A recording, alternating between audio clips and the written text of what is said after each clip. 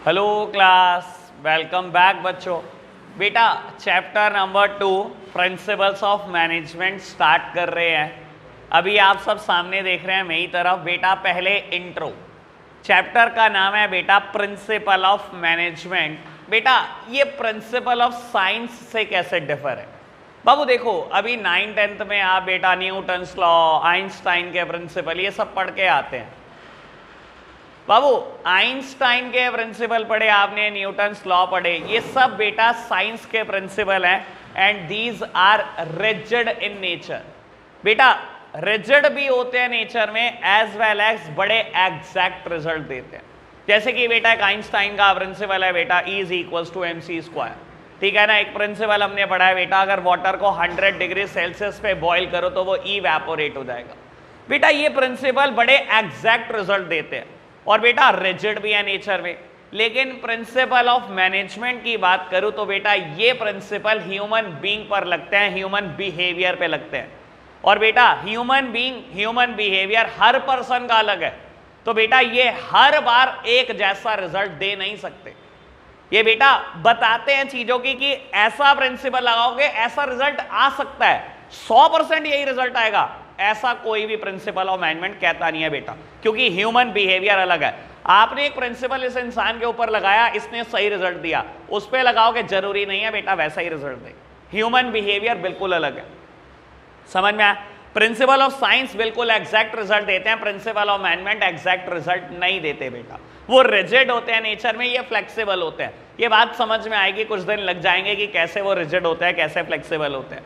बेटा एक सिमिलैरिटी की बात कर देता हूं, चाहे प्रिंसिपल ऑफ मैनेजमेंट है चाहे प्रिंसिपल ऑफ साइंस है, बेटा प्रिंसिपल कोई एक रात में नहीं तैयार हो जाते कि एक रात हमने एक्सपेरिमेंट करा, एक रिजल्ट आ गया जी बस वही प्रिंसिपल है। बेटा प्रिंसिपल बनाने के लिए कई सालों की मेहनत लगती है। ठीक है ना। प्रिंसिपल बनते हैं बेटा टेस्टिंग पर बेस्ड होते हैं, ऑब्जर्वेशन पर, फाइंडिंग पर, एक्सपेरिमेंटेशन पर बेस्ड होते हैं। तो कोई भी प्रिंसिपल है, चाहे प्रिंसिपल साइंस का है चाहे मैनेजमेंट का, ओवर द नाइट कोई नहीं बना, एक रात में बन के कोई प्रिंसिपल तैयार नहीं हो गया बेटा। ठीक है ना। आपके कोर्स में बेटा 2 इंसानों के प्रिंसिपल हैं बेटा, एक टेलर ने प्रिंसिपल दिए हैं बेटा और एक प्रिंसिपल दिए हैं फ्योल ने। बेटा पहले मैं इसकी बात कर दूं ताकि मैं आपको क्लियर कर दूं, ओवर द नाइट वाली बात दिमाग से भी निकाल दो। बेटा फ्योल एक प्रैक्टिशनर रहा है, 20 साल मैनेजर रहा है, 20 साल। और बेटा मैनेजर का मेन काम होता है बेटा एम्प्लॉइज से डील करना। तो 20 साल आप ह्यूमन बिहेवियर के बेटा आपने 20 साल ह्यूमन बिहेवियर ऑब्जर्व किया है। और बेटा किसी एक इंसान का नहीं, कई हजारों एम्प्लॉइज आपकी ऑर्गेनाइजेशन में काम करे होंगे 20 साल। तो 20 साल तक अगर आपने हजारों लोगों के ह्यूमन बिहेवियर को ऑब्जर्व किया तो 20 साल के बाद आपने प्रिंसिपल दिए। कोई एक रात में प्रिंसिपल नहीं आ जाते बेटा। इतना ऑब्जर्व करना बिहेवियर और फिर प्रिंसिपल देना, उसमें बहुत बड़ा अंतर है बेटा। क्लियर बात? बाबू अब इन दोनों के डिफरेंस से स्टार्ट करता हूं, थोड़ी सी बात इन दोनों के डिफरेंस की करता हूं।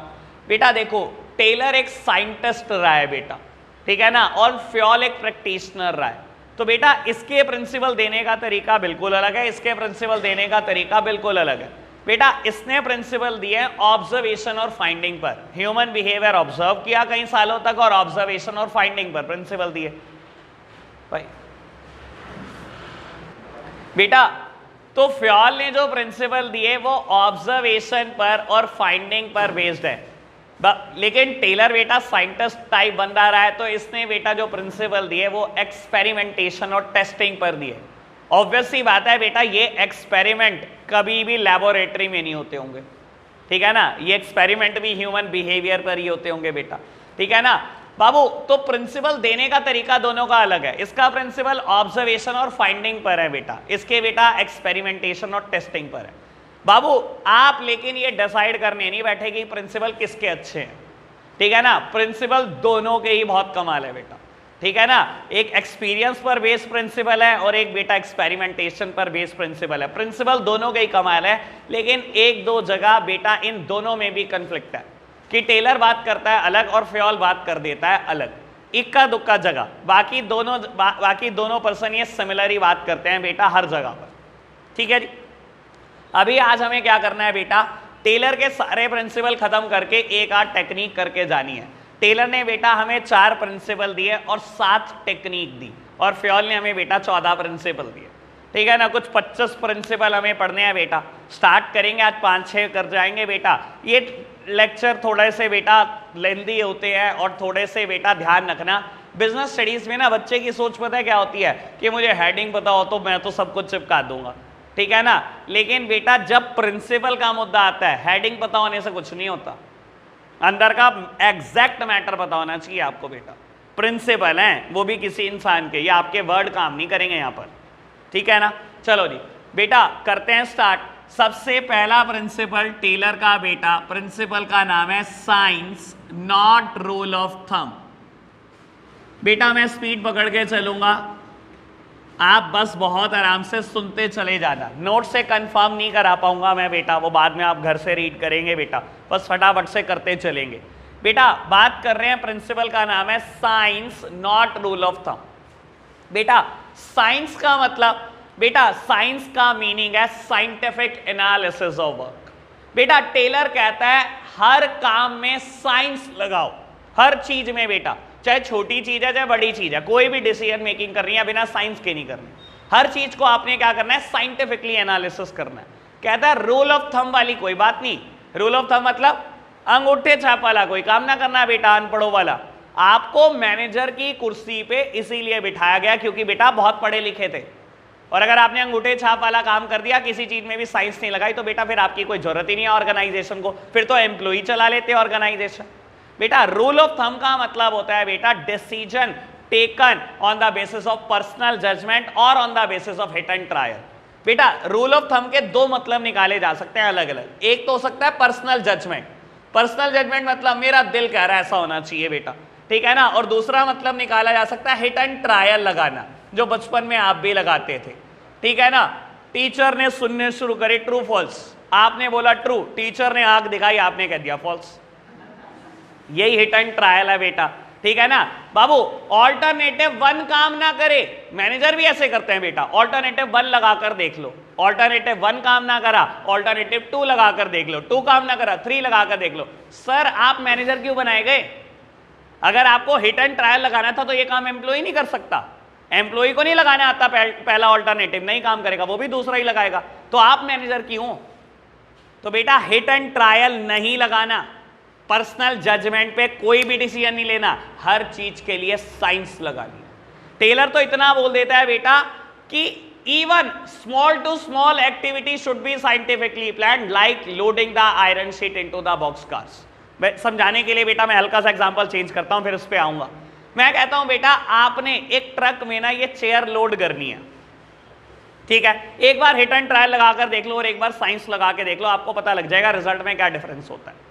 साइंस लगाई आपने बेटा, एक के ऊपर एक चेयर, एक के ऊपर एक चेयर लगाई और बेटा अंदर ढंग से लगाते चले गए बेटा, बहुत सारी चेयर्स आएंगी बेटा। और इस बार आपने बेटा हिट एंड ट्रायल लगाई, ये चेयर उठाई एक फेंक दी, ये दूसरी उठाई बेटा फेंक दी, ऐसे करके भी देख लेना बेटा कितनी आ जाएंगी बता देना। तो समझ में आ रहा होगा। टेलर कहता है small to small activity should be scientifically planned like loading the iron sheet into the box car. अगर आपको आयरन शीट भी लोड करनी है ना किसी ट्रक में तो वो भी साइंटिफिकली प्लान्ड होनी चाहिए। इवन अगर कार्टन पैक करके माल कहीं और भिजवाना है ना वो भी साइंटिफिकली प्लान्ड होना चाहिए। सर एक कार्टन लो और बेटा रैंडमली सामान फेंकना शुरू कर दो, सामान कम आएगा, और बेटा प्रॉपर अरेंजमेंट करके लगाओगे सामान ज्यादा आएगा। यही बात टेलर बनाना चाहता है कि हर चीज में आपको साइंस लगानी है, कहीं पर भी बेटा अंगूठे छाप वाला काम नहीं करना, पढ़े लिखो वाला काम कर। क्लियर हो गई होगी शायद बात, कोई दिक्कत तो नहीं आई। बेटा पढ़ना शुरू करते हैं। नेक्स्ट प्रिंसिपल, लो जी बेटा सेकंड प्रिंसिपल है हार्मनी नॉट डिस्कॉर्ड। बेटा कंफर्म कराने का टाइम नहीं है नोट से, ये आप खुद से करते रहना बेटा, बस फटाफट से समझते चलो। बाबू हार्मनी की बात करें तो हार्मनी का मतलब होता है बेटा पीस। हार्मनी कहता है बेटा नॉट डिस्कॉर्ड, डिस्कॉर्ड का मतलब होता है बेटा लड़ाई झगड़े। बेटा टेलर कहता है आपस में हार्मनी से रहो, प्यार से रहो बेटा, लड़ाई झगड़े मत करो। ये किसके लड़ाई झगड़े की बात चल रही है बेटा? बेटा लड़ाई झगड़े की बात चल रही है मैनेजमेंट और वर्कर के। आप सब सामने देख रहे हैं बेटा मेरी तरफ। बेटा ये डायग्राम मैंने बहुत बार बनाया, बहुत ही बार। बेटा ऑर्गेनाइजेशन में सबसे ऊपर काम करता है top level, then middle level, then lower level, और बेटा जीरो लेवल पे काम करते हैं वर्कर।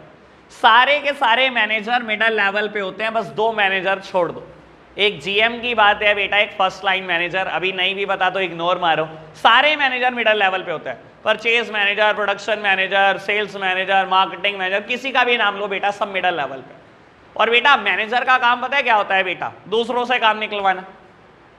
मैनेजर कभी काम नहीं करते बेटा, मैनेजर दूसरों से काम निकलवाते हैं बेटा। और ये बात मैं हमेशा एक एग्जांपल से क्लेरिफाई करता हूं। किसी होटल में आप जाते हो बेटा, सारे वेटर्स काम कर रहे होते हैं, उनके ऊपर एक बेटा मैनेजर होता है जो गाइड कर रहा होता है, ऐसे ऐसे काम करो। वो खुद नहीं करता बेटा काम। मैनेजर का काम हमेशा दूसरों से काम निकलवाना है। और लड़ाई किसकी होती है बेटा? इनकी और इनकी। Since as a manager they had the mandate to get work done through other. क्योंकि ये मैनेजर है बेटा, इनका काम है दूसरों से काम निकलवाना, और जैसे ये वर्कर से काम निकलवाते हैं बेटा, यही एक लड़ाई की बहुत बड़ी वजह है बेटा। और लड़ाई किसके बीच होती है? हमेशा मैनेजमेंट और वर्कर के बीच की। ठीक है ना बेटा? एक क्लास कन्फ्लिक्ट अराइज रहता है हमेशा बेटा। ये सोचते हैं हम उच्ची क्लास के, हम ऑर्डर देने के लिए बने, हम तो कुछ करेंगे ही नहीं बेटा। और बेटा वर्कर सोचते हैं यार हम बड़ी नीची क्लास के हैं, यार सारा दिन इनके ऑर्डर ही सुनते रहो, ये तो इसी कमरों में बैठे रहते हैं बेटा। ठीक है ना बेटा? तो एक क्लास कन्फ्लिक्ट हमेशा राइज रहता है। ये सोचते हैं बेटा हम बड़ी ऊंची क्लास के, ये सोचते हैं बेटा हम बड़ी नीची क्लास के। और टेलर इतना बोलता है बेटा कि अगर आप आपस में लड़ाई झगड़ा करोगे ना, जो ऑर्गेनाइजेशन आपस में लड़ाई झगड़े करती है ना बेटा, कभी उनके टारगेट अचीव नहीं होते। टेलर का कहना है बेटा आपस में हार्मनी से रहो, नॉट डिस्कॉर्ड। आपस में पीस से रहो, लड़ाई झगड़ा नहीं करना। लड़ाई झगड़े करने वाली ऑर्गेनाइजेशन के टारगेट कभी नहीं पूरे हुए बेटा। आप बेटा 20 दिन स्ट्राइक पे बैठोगे, क्या होगा? किसका नुकसान करोगे? ऑर्गेनाइजेशन के प्रॉफिट का। अगर ऑर्गेनाइजेशन को प्रॉफिट नहीं होगा तो आपको कौन सा सैलरी टाइम पे मिलेगी? नुकसान सब अपना ही करेंगे बेटा। आपस में लड़ाई झगड़े से कुछ नहीं होगा। टेलर तो इतना तक बोल देता है, ये केस स्टडी के लिए सबसे इंपॉर्टेंट लाइन है, मैंने लिखवाई हुई है, जिसने नहीं लिखी हुई वो बाद में लिखेंगे। Management should share the gains with the worker. Management जो कुछ भी आप कमाते हो, कुछ ना कुछ बेटा वर्कर को जरूर बांटो। अच्छा ऐसा क्यों कह रहा है? वर्कर को बेटा कुछ बांटने से क्या होगा बेटा? आपकी आपस की रिलेशन बहुत सुधरेगी, बहुत स्ट्रेंथन होगी बेटा, क्योंकि मेन तो लड़ाई झगड़े की वजह यही होती है। Management should share the gains with the worker. Management कुछ भी कमाता है बेटा, अपने वर्कर को जरूर हिस्सा दे। क्लियर है बात? इतनी बात कोई दिक्कत तो नहीं? बढ़े आगे। मैंने दो प्रिंसिपल की बात करी अभी बेटा। मैंने नोट्स में एक अलग प्रिंसिपल बनाया हुआ है, मेंटल रेवोल्यूशन। ऑल्दो बेटा एनसीईआरटी में ये कोई अलग प्रिंसिपल है नहीं। एनसीईआरटी में क्या किया गया मैं ये भी बता देता हूं। एक पैराग्राफ हार्मनी नॉट डिस्कॉर्ड के ऊपर लिखा है बेटा, और पैराग्राफ चेंज करके बेटा मेंटल रेवोल्यूशन की बात लिखी गई है। मैंने इसको अलग प्रिंसिपल बना दिया। अगर पेपर में कभी इसकी या इसकी बात आए और आपसे पूछा जाए प्रिंसिपल ऑफ साइंटिफिक मैनेजमेंट बता दो, तो बेटा आप कभी मेंटल रेवोल्यूशन नहीं लिखेंगे, क्योंकि एनसीईआरटी में हेडिंग ही नहीं है। एनसीईआरटी में इसमें भी जितना मैटर लिखा गया है वो सब बेटा कौन सी हेडिंग में लिखा गया? Harmony not Discord. तो आपको बेटा बात तो एनसीईआरटी के अकॉर्डिंग ही करनी पड़ेगी। ठीक है, अब समझाओ मेंटल रेवोल्यूशन क्या चीज है बेटा। मेंटल रेवोल्यूशन का मतलब क्या है? मेंटल रेवोल्यूशन अपनी सोच बदलो, अपना एटीट्यूड बदलो। और बेटा ये हार्मनी नॉट डिस्कॉर्ड की बात चल रही है, तो टेलर ने क्या बोला? Change in the attitude of both the worker and the management towards each other. Worker और मैनेजमेंट आपस में एक दूसरे के लिए एटीट्यूड बदल लो बेटा। एक के बिना भी ऑर्गेनाइजेशन नहीं चल सकती बेटा। The worker should change the attitude towards the management and management should change the attitude towards the worker. किसी के बिना ऑर्गेनाइजेशन चलती है? वर्कर हटा दो चल जाएगी ऑर्गेनाइजेशन, मैनेजमेंट हटा दो चल जाएगी बेटा। ऑर्गेनाइजेशन चल नहीं सकती, एक दूसरे के लिए अपना एटीट्यूड बदलो, एक दूसरे की इंपॉर्टेंस को रियलाइज करो। Management should realize the importance of worker and the worker should realize the importance of management. बेटा अगर वर्कर को लगता हो ना कि बेटा ये सारा दिन एसी कमरे में बैठे रहते हैं, सबसे स्ट्रेसफुल जॉब होती है टॉप लेवल और मिडिल लेवल की, सबसे ज्यादा स्ट्रेस इस लेवल पे होता है बेटा। और अगर आपको लगता है ना कि वर्कर कुछ काम नहीं करते बेटा, 2 दिन आप भी करके देख लो, पता लग जाएगी उनकी इंपॉर्टेंस भी। समझ आई बेटा? मेंटल रेवोल्यूशन का मतलब क्या है बेटा? एक दूसरे के लिए अपना एटीट्यूड पॉजिटिव करो, ये जो नेगेटिव एटीट्यूड है खत्म करो। दोनों की जरूरत है ऑर्गेनाइजेशन को। क्लियर बात? अभी तक कोई दिक्कत तो नहीं बेटा? Mental revolution harmony not discord का ही पार्ट है। बढ़े आगे बेटा। नेक्स्ट प्रिंसिपल की बात करते हैं जो मेरे नोट्स में 4th नंबर पे लिखा गया लेकिन है 3rd नंबर पे एनसीईआरटी में। प्रिंसिपल का नाम है बेटा कॉपरेशन नॉट इंडिविजुअलिज्म।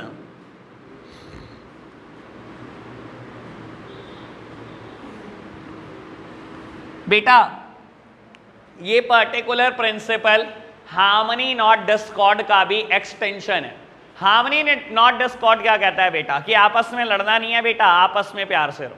अगर ऑर्गेनाइजेशन के ऑब्जेक्टिव अचीव कराना चाहते हो तो प्यार से ही होंगे बेटा, लड़ झगड़ के नहीं होंगे। ये वो तो इतनी बात कहता है। कॉपरेशन नॉट इंडिविजुअलिज्म उसका भी एक्सटेंशन है बेटा। देखो नाम से कॉपरेशन नॉट इंडिविजुअलिज्म। इंडिविजुअलिज्म की बात मत करो बेटा। इसमें 5 बातें बतानी है। सबसे पहली बात, the feeling of I should be replaced with the feeling of we. बेटा मैनेजमेंट नहीं, टॉप लेवल नहीं। टॉप लेवल सोचता है सब कुछ मैं करूंगा, मेरी मर्जी से होगा, मेरे लिए होगा। लेकिन क्या कहता है टेलर? इंडिविजुअलिज्म नहीं चलेगा। The feeling of I should be replaced with the feeling of we. Top level ये छोड़ दो कि सब कुछ आपके लिए होगा, हमारे लिए होगा, पूरी ऑर्गेनाइजेशन के सब कुछ आप करोगे, ये भी छोड़ दो। सब क्या करेंगे? मिल बांट के करेंगे। Cooperation not individualism. अभी तक बात समझ आई मैंने क्या बोली बेटा? टॉप लेवल की नहीं चलेगी सारी, ये वाली फीलिंग खत्म कर दो कि मैं और मैं ही सब कुछ मैं ही करूंगा। कुछ नहीं करोगे बेटा, सब करेंगे मिलकर। बेटा दूसरी बात, the feeling of internal competition should be replaced with the feeling of corporation. बेटा इंटरनल कॉम्पिटिशन करना छोड़ दो। आपस में कंपीट करने से जेलसी के अलावा कुछ नहीं आता, ठीक है ना? जो दो दोस्त, बहुत अच्छे दोस्त आपस में कंपीट करना चाहते हैं ना बेटा और करने की कोशिश करते हैं, जेलसी के अलावा कुछ एग्जिस्ट नहीं करता। फिर क्या होता है बेटा? वो दोस्ती का रिश्ता भी खत्म। वही झूठ फरेब, तूने कितना पढ़ लिया, इतना, अरे मैंने तो अभी शुरू भी नहीं किया, ठीक है ना? वो झूठ फरेब शुरू हो जाते हैं बेटा। The feeling of internal competition should be replaced with the feeling of corporation. अरे बड़ी ऑर्गेनाइजेशन है कंपीट करने के लिए, आपस में क्यों कंपीट करना है? उनसे करो ना कंपीट। तो कहता है बेटा टेलर इंटरनल कंपटीशन छोड़ दो, आपस में कॉपरेशन की बात करो। 2 बातें क्लियर हुई। The feeling of I should be replaced with the feeling of we, the feeling of internal competition should be replaced with the feeling of cooperation. मैंने बोला मैं 5 बातें बोलूंगा। 3rd बात बेटा, जब आपने बोला आई को वी से रिप्लेस कर दो, दैट सिंपली मींस बेटा सारे डिसीजन मेकिंग टॉप लेवल नहीं करेगा। डिसीजन मेकिंग में वर्कर को भी पार्टिसिपेशन दो, वर्कर को भी फीलिंग ऑफ ऑनरशिप दो कि वो भी ऑर्गेनाइजेशन का पार्ट है। अगर कुछ भी डिसीजन वर्कर लेते हैं ना बेटा तो उनको फीलिंग ऑफ ऑनरशिप आती है, उनको भी लगता है कि हम ऑर्गेनाइजेशन का पार्ट है, हमसे डिसीजन मेकिंग करवाई जा रही है। सारे डिसीजन मेकिंग आप नहीं करोगे, कॉपरेशन की बात चल रही है, ठीक है? 3 बातें, आई को वी से रिप्लेस करना, इंटरनल कॉम्पिटिशन को कॉपरेशन से रिप्लेस करना, डिसीजन मेकिंग में वर्कर को पार्टिसिपेट करना। इतने नहीं रुकता टेलर एक और बात कहता है बेटा, बाबू management should not close its ear to the constructive suggestions made by their employ. बेटा जब आप वर्कर से बेटा डिसीजन मेकिंग करा रहे हो, कहीं ना कहीं सारे वर्कर से सजेशंस भी इनवाइट करो। और बेटा जब वर्कर सजेशन देते हैं तो मैनेजमेंट अपने कान बंद मत कर लेना। Management should not close its ear to the constructive suggestion made by their employees. देखो बेटा टेलर की अपनी जगह सोच बहुत अच्छी है, आप खुद सोचो। टॉप लेवल में एक ऑर्गेनाइजेशन में 12-15 लोग काम कर सकते हैं, सिर्फ 12 से 15 लोग काम कर सकते हैं, ठीक है ना? मिडिल लेवल पे कितने मैनेजर रख लोगे? 25, 30, 50 मैनेजर रख लोगे बेटा। बाबू एम्प्लॉय एक ऑर्गेनाइजेशन में कई हजारों होते हैं बेटा, और किसी ऑर्गेनाइजेशन में कई लैक्स तक चले जाते हैं। अगर आप बात करोगे इन्फोसिस की, इस टाइम पर इन्फोसिस में 2.5 लाख एम्प्लॉय काम करते हैं। बात करोगे जोमेटो की, जोमेटो में इस टाइम पर 1,38,000 एम्प्लॉय काम करते हैं। तो बेटा कई ऑर्गेनाइजेशन में एम्प्लॉय लैक्स में चले जाते हैं, लेकिन हजारों में तो हर ऑर्गेनाइजेशन में होती है, छोटी मोटी ऑर्गेनाइजेशन में भी हजारों में होता है।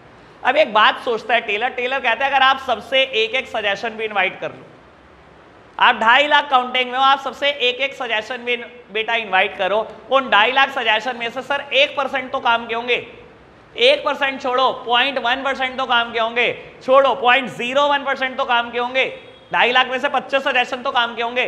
वो 25 सजेशन ऐसे होंगे जो आप 12 लोग भी मिलकर नहीं सोच सकते, क्योंकि बेटा ग्राउंड पर काम करते हैं एम्प्लॉई, वो जो सजेशन दे सकते हैं वो आप नहीं कर सकते, बता सकते बेटा कभी भी।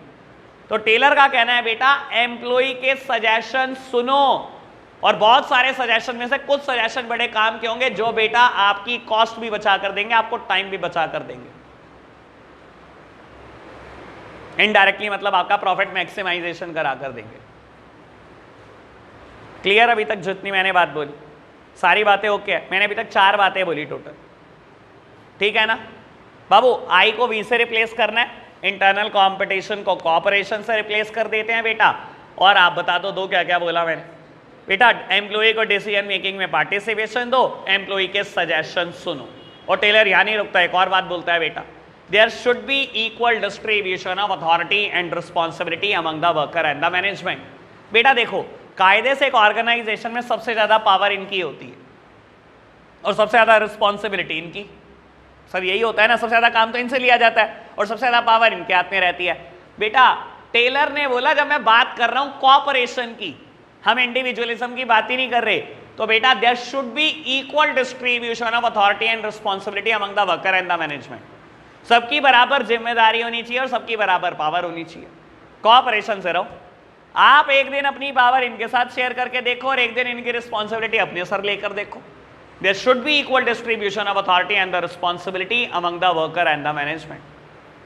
5 बात यहीं से आनी है केस स्टडी, ये 5 बातों से बस मेरी सुन लोगे ना अगर बहुत ढंग से बेटा, सब कुछ हो जाएगा, पता भी नहीं लगेगा। ये चैप्टर तो बहुत आसान है, इतनी बात कोई दिक्कत तो नहीं। रिवाइज कर रहे हैं सारे प्रिंसिपल, पहले आप एक तरफ ही देख रहे हैं। बात कर रहे हैं science not rule of thumb की। बेटा science means scientific analysis of work, और रूल ऑफ थंब 2 बातों से रिलेट करता है, या तो पर्सनल जजमेंट या तो हिट एंड ट्राई। बेटा टेलर कहता है आपने हर चीज में साइंटिफिक एनालिसिस करना है, किसी भी जगह पर आपकी पर्सनल जजमेंट आड़े ना आने पाए, किसी भी जगह पर हिट एंड ट्रायल नहीं लगाना, ठीक है ना। Even small to small activity should be scientifically planned like loading the iron sheet into the box cars. याद रहेगी बात। फिर हमने बात करी हार्मनी नॉट डिस्कॉर्ड की। Harmony means peace, discord means लड़ाई झगड़े। किसके लड़ाई झगड़े के बंद कराने की बात चल रही है? एक ही लड़ाई झगड़ा है बेटा, मैनेजमेंट एंड द वर्कर बेटा। और इनमें हमेशा क्लास कन्फ्लिक्ट अराइज रहता है, वो अपने आप को ऊंची क्लास के समझते रहते हैं, वो अपने आप को नीची क्लास के समझते रहते हैं। बेटा टेलर कहता है अगर आपस में लड़ाई झगड़ा करोगे तो कभी टारगेट अचीव नहीं हो सकते। आपस में प्यार से, यहीं पर मेंटल रेवोल्यूशन इंट्रोड्यूस कर देता हूं बेटा। Change in the attitude of both the worker and the management towards each other. Management should realize the importance of the worker and the worker should realize the importance of management. बेटा एक दूसरे की जरूरत को समझो, एक दूसरे की इंपॉर्टेंस को समझो। अगर ऑर्गेनाइजेशन एम्प्लॉय के बिना नहीं है ना, तो मैनेजमेंट के बिना भी नहीं है। दोनों की अपनी अपनी जरूरतें हैं बेटा, ठीक है। फिर हमने बात करी कोऑपरेशन नॉट इंडिविजुअलिज्म की, जिसमें हमने टोटल मिलाकर 5 बात करी, ठीक है। एक बार रीड करेंगे बेटा और फटाफट से बताएंगे। बेटा लास्ट टेलर का प्रिंसिपल, बेटा प्रिंसिपल कुछ बहुत बड़ा है इसलिए लिख के टाइम बर्बादी क्या करनी, आप नोट से पढ़ते रहना।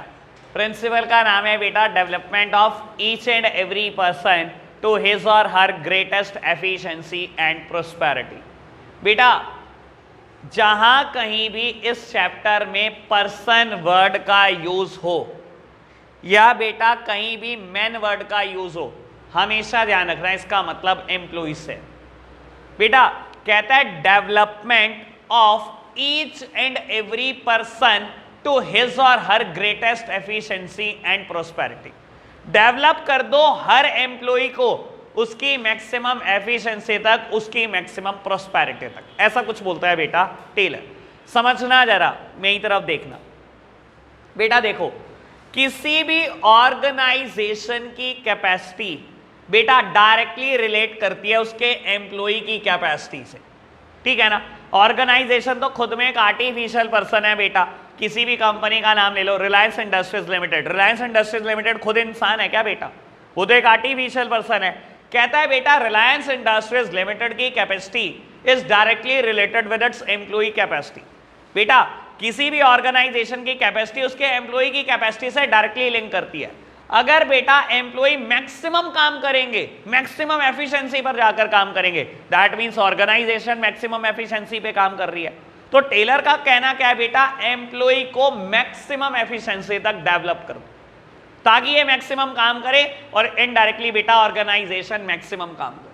और बेटा ये मैक्सिमम काम कैसे करेंगे, आपको क्या लगता है कैसे डेवलप हो जाएंगे बेटा? टेलर ने इसका भी तरीका बताया, कहता है मैक्सिमम एफिशिएंसी तक इनको डेवलप करना है बेटा। और कैसे डेवलप करना है? Step should be taken right away from the process of selection.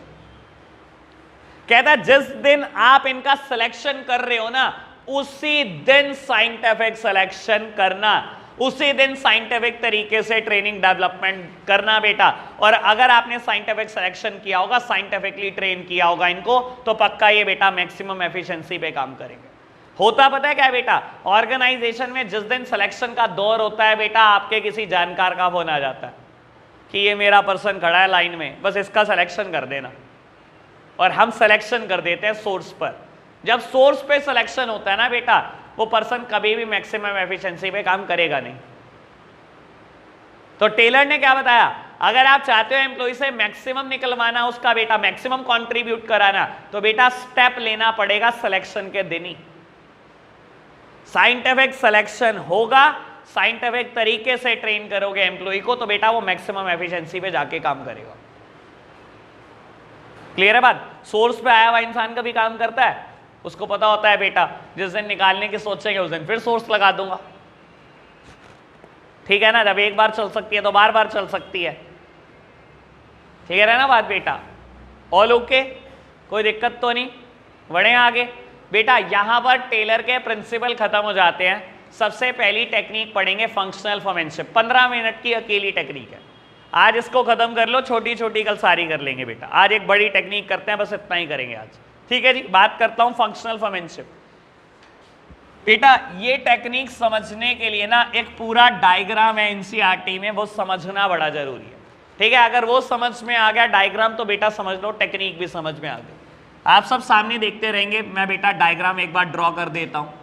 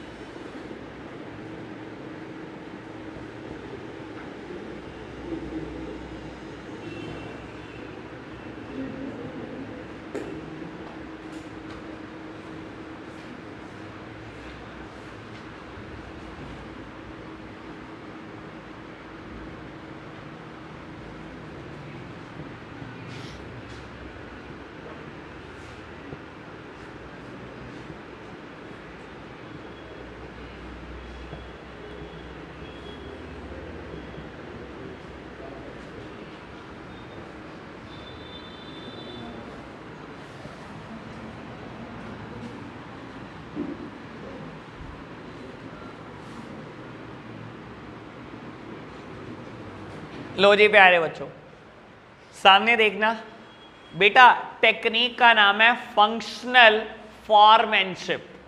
ये फॉरमैन क्या होता है बेटा? एक लोअर लेवल की जॉब पोजीशन है बेटा, इसको फॉरमैन बोला जाता है। बाबू अभी मैंने आपके सामने ये चार्ट बनाया था, top level, middle level, lower level and worker. बेटा मैंने अभी आपको ये बोला था ना, मिडल लेवल पे सारे मैनेजर काम करते हैं। तो बेटा ये फैक्ट्री मैनेजर है, यानी कि वर्किंग एट मिडल लेवल। बेटा इसके नीचे ये 8 फॉरमैन है, 1 2 3 4, 1 2 3 4। बेटा फॉरमैन कौन सी जॉब पोजीशन होती है? लोअर लेवल पे एक जॉब पोजीशन है, यानी कि फैक्ट्री मैनेजर के नीचे 8 फॉरमैन और इसके नीचे एक वर्कर। बेटा टेलर का कहना यह है हर वर्कर को इन 8 फॉरमैन से ऑर्डर लेना कंपलसरी है। एक वर्कर इन 8 लोगों से ऑर्डर लेगा, ये 8 फॉरमैन है, यानी कि बेटा वर्कर के ऊपर लोअर लेवल है बेटा, ये लोअर लेवल से ऑर्डर लेगा। ठीक है जी बेटा, टेक्निक का नाम है फंक्शनल फॉरमैनशिप। फंक्शनल फॉरमैनशिप यानी कि फॉरमैन के फंक्शन। यानी कि बेटा आपको इन 8 के फंक्शन पता होने चाहिए। जब आपको ये पता होंगे बेटा ये टेक्निक यहीं खत्म हो जाएगी और सब कुछ डायग्राम में है बेटा। ठीक है जी, पूरी एक्सप्लेनेशन मैं डायग्राम से दूंगा बेटा, कहीं पर भी कुछ नहीं पढ़ना आपको, आप बस सामने देखते रहो मेरी तरफ। बेटा टेलर क्या कहता है? टेलर कहता है under the factory manager 2 personnel would work, namely planning incharge and the production incharge. यानी कि बेटा टेलर कहता है हमेशा एक ऑर्गेनाइजेशन में प्लान करने वाले लोग अलग होने चाहिए और एग्जीक्यूट कराने वाले अलग होने चाहिए।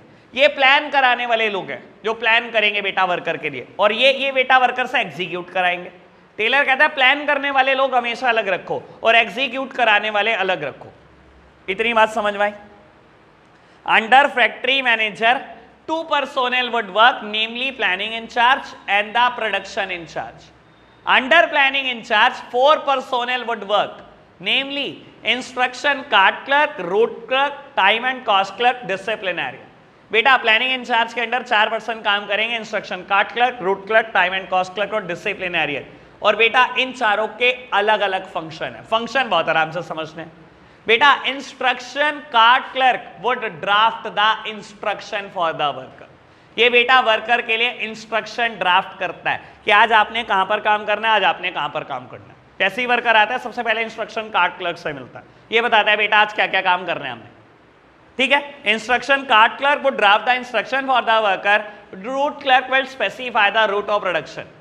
बेटा रूट क्लर्क ये बताता है प्रोडक्शन का रूट क्या होगा। समझाने के लिए एक एग्जांपल दे देता हूं आपको। सर हम एक कार देखते हैं, कार देख के बहुत अच्छा लगता है, लेकिन आपको पता है उसकी असेंबलिंग कैसे की गई है? पहले इंजन लगाया गया या पहले स्टीरियो लगाया गया, पहले टायर लगाया गया या पहले एसी लगाया गया? सर हमें थोड़ी पता है बेटा, ये कौन बताता है? ये रूट क्लर्क बताता है बेटा। चेसिस में पहले क्या लगाना है, फिर क्या लगाना है, फिर क्या लगाना है, कैसे फिट होगी कार पूरी। तो बेटा route clerk will specify the route of production, की प्रोडक्शन का रूट क्या क्या होगा बेटा, कि पहले किस प्रोसेस में जाएगा, फिर किस प्रोसेस में जाएगा, फिर किस प्रोसेस में जाएगा, ये बताता है रूट क्लर्क।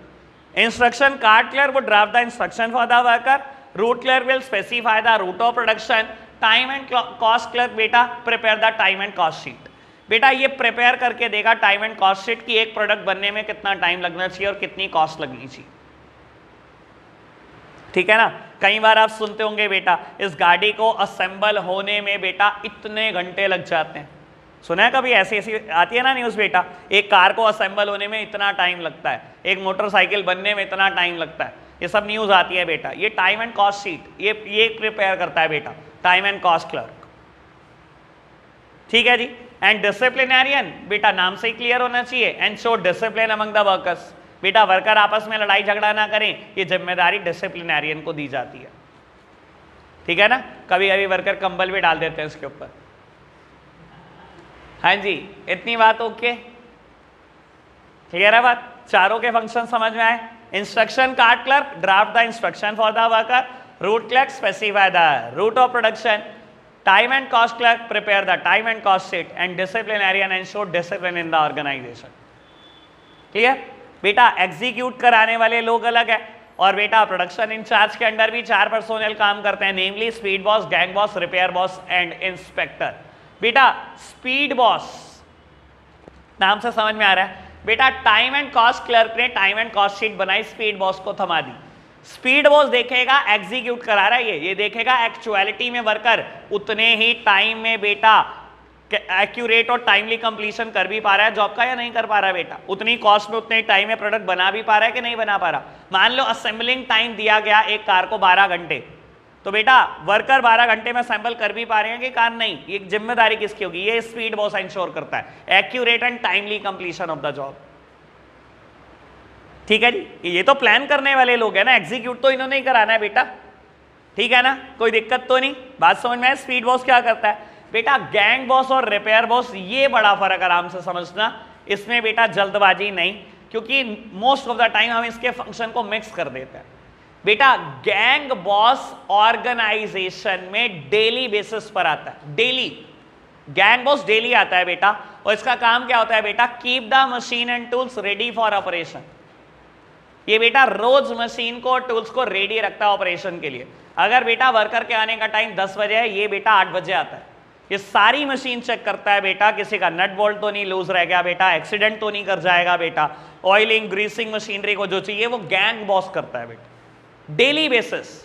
और रिपेयर बॉस नाम से ही समझ में आ रहा होगा, इसकी जरूरत कब पड़ेगी बेटा, एक स्पेसिफाइड टाइम पीरियड के बाद, या तो मशीनरी ब्रेक डाउन हो गई है तब, या एक स्पेसिफाइड टाइम पीरियड के बाद हम रिपेयर कराते हैं बेटा। सोच लो मेरी ऑर्गेनाइजेशन 3 महीने के बाद कराती है, तो ये 3 महीने के बाद आएगा। 3 महीने के बाद क्या होगा, 2 दिन की छुट्टी, सारे वर्कर घर रहेंगे, ये क्या करेगा, मशीनरी रिपेयर करेगा, पूरी फैक्ट्री बंद रहेगी। गैंग बॉस डेली फंक्शन करता है, keep the machine and tools ready for operation. और ये बेटा प्राइमा फेसिया चेक करता है, मतलब ऊपर ऊपर से, मशीनरी खोल के चेक नहीं की जा सकती 2 घंटे में और सारी मशीनरी, ठीक है ना। रिपेयर बॉस क्या करता है, पूरी सारा तामझाम खोल देगा बेटा, पूरी चेक करेगा, पूरा रिपेयर करेगा, पूरी सर्विस करेगा, फिर स्टार्ट होगी। ठीक है जी, दोनों का फंक्शन क्लियर है बेटा। और लास्ट में आता है इंस्पेक्टर। बेटा इंस्पेक्टर का काम क्या होता है, फिनिश गुड्स को इंस्पेक्ट करना। वर्कर ने फिनिश गुड्स बनाया, इंस्पेक्टर चेक करेगा। अगर बेटा वो स्पेसिफाइड जो हमें कस्टम दिया गया है बेटा हमारे कस्टमर ने, उसके अकॉर्डिंग बना है तो बेटा वो पास है, वो बिकने के लिए जाएगा। और अगर वो फिनिश गुड्स में कोई भी कमी रह गई है बेटा, तो क्या होगा बेटा, उसको डिस्कार्ड कर दिया जाएगा, वो मार्केट में नहीं जाएगा बिकने। तो इंस्पेक्टर का काम है इंस्पेक्ट करना फिनिश गुड्स को, हर गुड्स को उठा उठा के चेक किया जाता है बेटा, ठीक है ना। अगर किसी में कोई कमी होती है तो वो मार्केट में नहीं जाएगा, कंपनी अपनी बदनामी कभी नहीं कराती बेटा। क्लियर है बात, ऑल ओके। तो बेटा एक वर्कर को इन 8 लोगों से ऑर्डर लेना है, ये है फंक्शनल फॉरमैनशिप, और ये कहता है टेलर। फंक्शनल फॉरमैनशिप, फॉरमैन के सारे फंक्शन है बेटा। क्लियर बात, ऑल ओके। इतना ही रखेंगे आज बेटा, आज के लिए हम इतना ही रख रहे हैं। Bye bye.